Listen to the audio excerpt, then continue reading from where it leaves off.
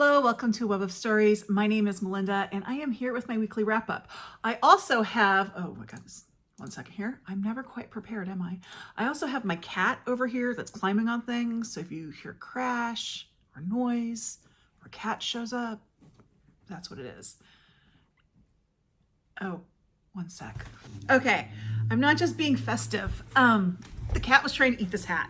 So I figure if I put it on my head, I'm probably good. Okay, so we're gonna do this whole video with me with the witch's hat on, okay? So the cat doesn't eat it. I got this yesterday. My daughter and I went to Spirit because Karen, my friend Karen, told us where Spirit was. Spirit Halloween store. Oh, here comes the cat. You gonna say hi? You gonna say hi to everybody?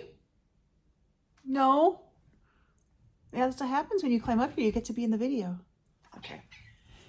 Anyway, my daughter and I went to Spirit Halloween yesterday so she could finally figure out what she wants to be for Halloween.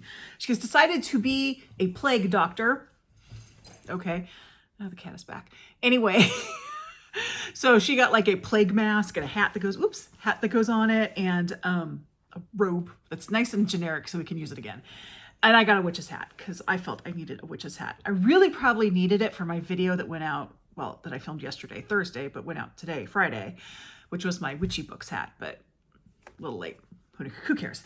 Anywho, after we went to Spirit Halloween, we walked a couple storefronts down and we went to Petco, where I got her some catnip toys. So I think she smells catnip in the bag. I also got her, because I'm a sadist apparently, I got her a Halloween costume. We tried to put it on her. It didn't go well. No. We were gonna be matching witches. She doesn't like that idea, but she's over here being problematic. Anyway, that's what's going on in my life. So yes, before I forget, I am hoping very much to have my weekly wrap up out as usual next week. I always film these on Fridays. Next weekend, we are probably going to have out-of-town guests, and my kids are out of school on Friday because the school district finally got smart about that and decided that November 1st should be a day off from school. So I'm hoping I have it. If not, I might have to wrap it up into like a October wrap up or something. But if I don't show up next Saturday, that's what's going on. See, this I can bring this down like this. Ooh. Okay, this is going to be distracting to me. I thought it was going to be distracting to the cat. Apparently it's going to be distracting to me. Anywho. Also, I want to thank you all for the well wishes for my 2-year anniversary. I've had a great 2 years and hopefully many more. I've been trying to catch up on my comments. So if I haven't commented back to you, thank you. I'm working on it. I'm way behind. I have actually been taking Sundays off, basically, from being on my computer mostly. So YouTube, anything like that. Just mental health sort of thing. Plus on Sundays I can sit down and read a lot. So, but that puts me behind even more as far as like video watching and commenting. So just that's what's going on with that. So yes, there's that. There was something else I was going to say, but I can't remember now. Now the cat is completely in the bag. She just has, finally my kids are out of school. My husband's being quiet upstairs and the cat has to act up. Anyway, okay, let's get, I don't know how long this video is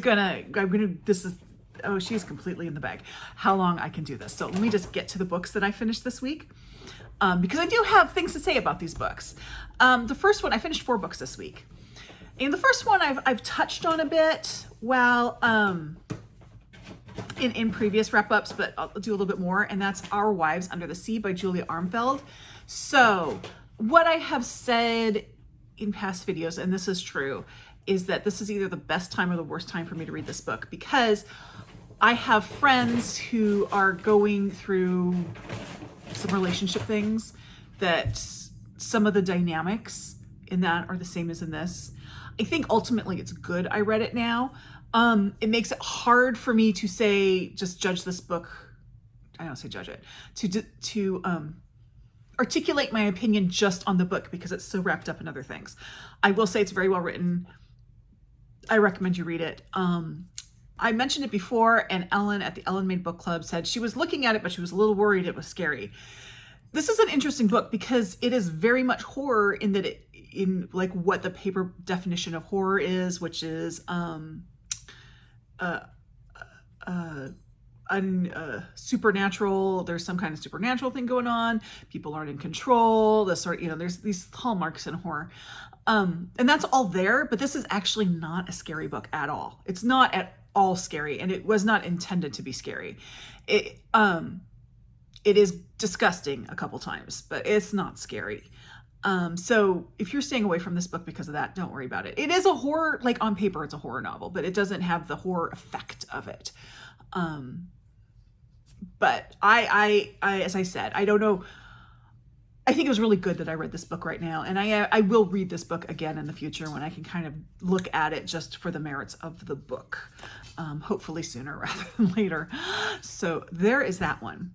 And then the second book I finished was one of my Victober books, and this was the For Alice prompt. And I read my very first Sherlock Holmes novel, and I read the first Sherlock Holmes novel, which is A Study in Scarlet.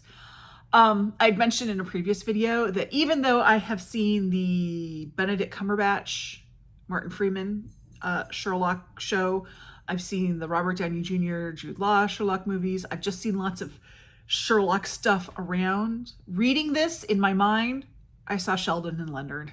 That's what was going on when I saw this. Not a bad thing, and I think, not a bad thing, but just interesting. I did enjoy this book. It's a little strange, and I try to say this without any spoilers in case you haven't read it. Like, it kind of becomes a Western in the middle, which I was like, this is good and interesting, but why are we here? It does all work out. Just stick with it through the Western that's in the middle of it. But yeah, so I did actually enjoy that. And I definitely will read more Sherlock Holmes. I read this on the Serial app. I will probably read the rest of it on the Serial app bit by bit as I kind of go through it. I'm probably not going to read anything more this year, but I will read more in the future. Okay, so this next book, I actually have quite a bit I want to say about it, but I'm going to do something weird. If you have not yet looked down in the notes on this to see where I list the books, don't do that yet, because I'm not going to tell you what book this is while I talk about it. When I put it up on the screen at the end and have you'll see why. But I think it's important to just kind of like not tell you what this book is when I talk about it. Bear with me, but don't peek if you haven't already. I can't stop you, just I think it would be better if you didn't. Anyway, so this is a memoir, and it's called a family memoir, which is truly what it is. And it is a woman's memoir. The memoirist, the author, is a woman. And if she really goes back to her father's life, and then her father had a difficult life, and then it's the impact that she had on it. And the father's difficulties originated, she feels, it's very clear, she feels that it originated completely with his family of origin. He deals with addiction in it and probably depression. So I personally would say there's probably like a chemical element, like a chemical imbalance element too. I always, when people like try to blame addiction and depression completely on something external, I mean, I don't think it's impossible. I'm a little suspect of it. But anyway, her father was born, he's the oldest of 5 children, was the oldest of 5 children. There were 3 boys and 2 girls. And he was born into a family. The mother was completely like ineffectual. Like the mother is just sort of like this figure who's there. There's nothing with this mother. Who's the author's grandmother. And the father is this sort of like a self-made man, very ambitious, very aggressive. Now her father, as the oldest child and oldest son, it was his father very much expected him to follow in his footsteps. And that was really clearly the only way he was ever going to get approval from his father. But the author's father seemed to lack what her grandfather called the killing spirit. Was it the killer spirit? That's what he called it. It's not a spoiler to say that the author's father dies at a relatively young age. That is well known. When he dies, one of his siblings does come to her and say, your father was the best of us. So there's that. Her feeling is that her father was too kind and too gentle to be in this world, and this family was completely not a fit for him. So of the 5 children, he's the oldest. The other, and then the next oldest son does have what the father calls the killer spirit. I would call it a raging personality disorder. This man's awful. The author tells a story about they would go there for like family dinner or something, and the kids would go out and play catch with the uncles, the guys, and the younger one they liked, but the older one of the uncles was just mean to him. In fact, he couldn't do any sports. He was couldn't do anything sports-wise except he could throw a baseball. But he wouldn't throw it to the kids. And these kids are like under the age of 10. She's like 5 at this time. He didn't throw it to the kids. He would like hammer it and try to hit the kids as hard as he could to cause pain. And at one point she talks about her brother gave her for a gift. It was probably a catcher's mitt. She says a baseball mitt. It's probably a catcher's mitt that was extra padded just so that she could catch the balls this uncle threw at her and not get hurt. And again, she's like 5. So, this uncle, but anyway, the father's totally focuses everything on this uncle who has the killing spirit. And the rest of the family sort of like kind of pushed to the side. Her father's other siblings all went on to have very successful careers, but it was never good enough for the father. Now, her father tried to follow in the footsteps and just couldn't do it. He then went on and found a different career as an airline pilot. He did marry her mother. The marriage did not last for probably, and I would say definitely the father's family played a part in it. Again, I don't think that's also because the mother also dealt with depression. But after they divorced, the mother and the kids were still very much under the paternal grandfather's control. Like every parenting decision had to be run by the grandfather. There were expectations you could not mess with from the grandfather. Everything had to.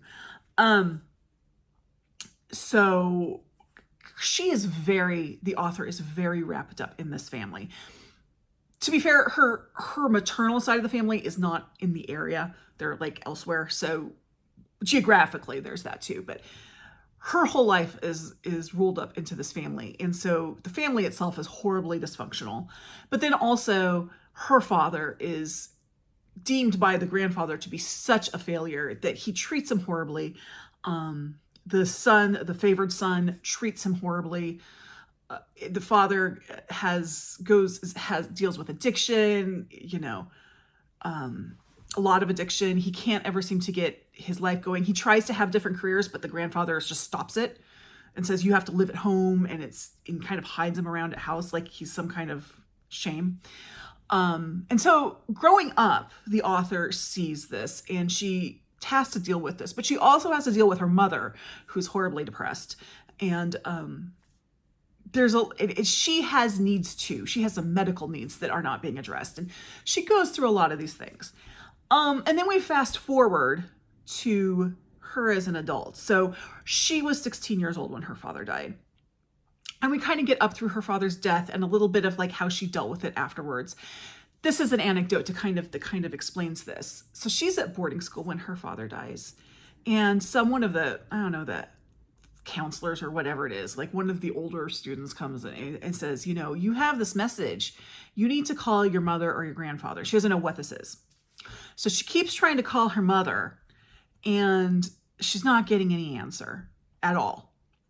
So she calls her grandfather, who finally answers, and he's like, oh yeah, your father's not feeling well. Don't worry about it. Talk to your mom tomorrow. It's not a big deal. Don't worry about it. And she's like, okay, well, this sounds really weird because I've been told this message that's really important. So she keeps calling her mother, finally gets a hold of her mother, who's in tears, and tells her that her father has died. And the grandfather's like, yeah, no big deal. And to give a little bit more, she also tells that she finds out later what happened is when the father got sick and they had to be taken to the hospital. And he died alone in the hospital. His siblings, at least the older brother and at least one of the sister, came to the house to see how things were. And they're like, oh, okay, I guess there's nothing we can do. So they go to a movie. Just go to a movie. Well, the father's dying. It's just their older brother is dying. It's really awful. But then she goes, we jump forward to her later life. And this book book does start out with her at a facility in Arizona as an adult, like present day, starting ketamine treatment. So I had never heard of ketamine until Matthew Perry died. So I asked Bookish Best Friend, who is a doctor, about ketamine, and she says it's a drug that, given under very controlled circumstances, can help those who are severely depressed and are suicidal. So that's the level of depression she's at.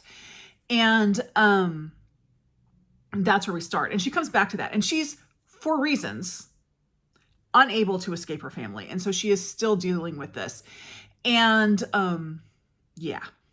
So, and it's a great study on like how family history affects us, how generational trauma affects us, how being from a dysfunctional family affects us. And it's very sad in so many ways. Unfortunately, my life is not no, I'm not saying my life is horrible like this at all. But there were a couple things that she brought up that I was like, oh my, I relate to that. But so that was weird. So I'm gonna put the cover of the book up here, and I'm gonna continue to kind of talk about it in sort of a nameless way, but put the cover up here so you know what book I'm talking about now. Now you can go peek down below if you want. So yes, so it should be pretty clear now why she's not able to get away from her family, although she is very estranged from her family. Because of lawsuits. She and her brother, now growing up, she and her brother had a very close relationship, which was good because that seemed to be the only stable relationship she had. But they were basically written out of the grandfather's will. And it was believed that the older uncle and at least one of the sisters and maybe the other uncle, like, put undue pressure on the father to write them out of the will because her father had died at the time. So yeah. And, so that was this book. It was not a perfect book. I will be honest with that. While I find it really moving and very interesting, I don't think it was completely successful. One thing that she has a very interesting style where this is almost told in vignettes, which is fine. That's a stylistic choice. And once I kind of figured out that was what was going on, I was fine with it. The issue came is that she would bring up things that needed to be followed up and then wouldn't. Now, I am not someone who believes that memoirists need to give us everything of their life. We are not owed that at all. However, I also believe that if they bring it up, then they should continue it. You know, if you don't want to take it to its fruition, to its conclusion, or to however it ends, then don't do it. And there's a lot of like little things that sort of, I was like, but what happened? Oh, what happened? I wanted to know what happened. But there were some big things. And one that I will bring up, there's a section where she's a teenager and she realizes that she likes girls. And I did know going into this that the author is a lesbian. But I was like, this is the way she brought it up was so interesting because she didn't know like that was even a thing. She thought maybe she's supposed to be a boy and all this because she had no language of it. And it's obviously very emotionally hard for her. It's a lot of mental health issues around this because she doesn't have that information. And she asked her mother to get her a therapist and her mother says yes and then never does. But yeah, but then it stops there and she never mentions it again. But she does mention a couple vignettes later, a situation where some guys from school come to visit her in the hospital. She's in the hospital a lot. She's an asthmatic. And although I think that time she's not there for asthma. I don't know, it's a whole thing. But anyway, these couple of her male friends, one of whom she has a crush on. And I'm like, but I'm confused. I'm just confused. I don't care. I mean, I don't really care. That's not at all important to this, but you did bring it up. And so I'm confused. There's also, now she's very clearly still working through her ish. And she's going to be doing this for the rest of her life. She is a psychologist. She has a PhD in psychology. She knows what she's talking about. She's also in a very unique and also universal situation of being stuck with her family. Anyway, let's face it, we're all stuck with her family, unfortunately. But so it's pretty obvious. She knows she's still working through her ish and all this, but she does some things towards the end of the book where she's talking about things she's done as an adult, which are things that she chose to do, which would contribute to a very antagonistic relationship with this family. But she never seems to acknowledge that her part in this. Now, I think even if she hadn't done it, it would be antagonistic. These people are terrible. But the fact that she brings these things up and then doesn't acknowledge that maybe that's not the most upper hand thing to do, I don't know. So there's that. She also makes the argument that all the issues that her father, and as I said, I personally think there's also a chemical imbalance issue with the addiction and the depression with her father and with her mother with the depression. But she kind of makes the argument that all this came from her father and her oldest uncle. Again, I still think there's another issue there, but definitely she makes the case for the grandfather. Now, as for the oldest uncle, I believe her because, duh, but as far as the book goes, I don't feel she really makes that case. Does that make sense? So that was a little, kind of a little bit disappointing. And it's not like I really wanted salacious details, or I shouldn't say salacious. That's not what salacious means. I didn't want the gory details. But I figure if you're going to make that claim, you need to follow through with it. So that's where I was. I would say I listened to it. I would recommend listening to it. Although, again, the vignette, it takes a little while to get into the vignette style. I'm not knocking the book for that. That's her stylistic choice, but you know, there it is. And it's hard for me with memoirs because I don't want to judge someone's personal experience. I'm only trying to judge it on the way she presented the story. And so I did have some issues with that. I mean, I would recommend it. I wouldn't highly recommend it. This is the second book she has written about. Actually, technically it's her third book, but the second book was more of a psychology book and self-care sort of thing. But the first book is more about her family. I have not read it, but I actually do plan to. We'll decide when. In a couple weeks, I'll decide when I will listen to that one. Anyway, so that was that book. Oh, it's not there. I'm going to put the picture back up. Anyhow, okay. So the final book I finished. This is a short story collection that I chose. I was holding on to this to read during October, and it was a great choice. And this is Dark Tales by Shirley Jackson. I have read The Lottery and We Have Always Lived in the Castle. I have not read The Haunting at Hill House. And I actually picked this book up last October at Powell's because I was looking for The Lottery. And I'm like, oh, I just picked up the shelf. This will have The Lottery in it. It doesn't have The Lottery in it. So if you're looking for The Lottery, don't pick up this book. But I actually did really enjoy this book. A lot of Shirley Jackson-ish stories in it. It is, I would say it's horror, but it's not monster horror. It's like Twilight Zone. That's the best way I can describe this book. It's definitely Twilight Zone. A lot of it deals around ideas of women's roles and domesticity, which I don't know a lot about Shirley Jackson. I only know a bit about her as a person, but that seems to fit with what I know. So if you're looking for something to read next October, you want a short story collection, this is not a bad choice. So yeah, that is what I finished this week. Again, this video is growing longer than I'd like it to be. Thank you to the book I did not name. Not that I don't want to. Let's just say that book could yield some comments that if you want to make that comment, that's fine. But I want to make sure you watch the video to make those comments. That's why I haven't mentioned what the book is. I'm not trying to be super, super sneaky. I also felt like it was important to talk about the book without preconceived notions. That's why I waited to bring it up. Anyway. As I said, whoops, next week, hopefully I will have another wrap up on Saturday. If not, I will try to wrap it up with my monthly wrap up. Just depends on how it goes. And have everyone a happy Halloween. I have actually now gotten some use out of my witch's hat. The cat has gone off to make noise elsewhere, so that's all good. But yeah, let me know what you guys are reading. And I will talk to y'all later. Thanks. Like, subscribe, and join my Discord, and I'll see you in the next video. Bye-bye.